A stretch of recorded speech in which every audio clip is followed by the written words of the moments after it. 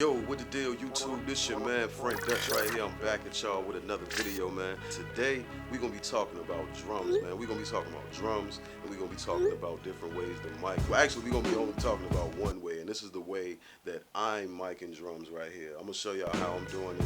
I'm basing the system off of the 3-mic system. You know what I'm saying? The 3-mic technique.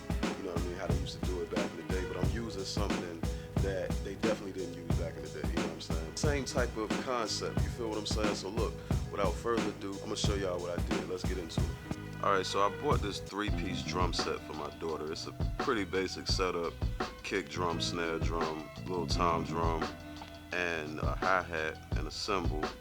And I got this Zoom recorder right here, and I got it set up so the X and Y microphone that comes with it, I have it directly down the center of the snare, and I have the right microphone pointing towards the left side, which is picking up not only the snare but the hi-hat, and I have the left microphone that's picking up the tom drum and crash cymbal.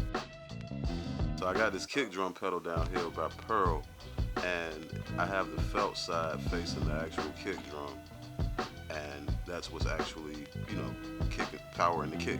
I have this AKG Perception 420, which is not a kick drum mic at all, by no means, you know what I'm saying, but I understand the frequency response of it. So what I basically will do, once I get it in Pro Tools, I'll roll off the top end and, you know, compress it and do all of the other processing that you would do. With that being said, I want to let you guys hear how it sounds before I run it through Pro Tools. So this is pretty much how it sounds.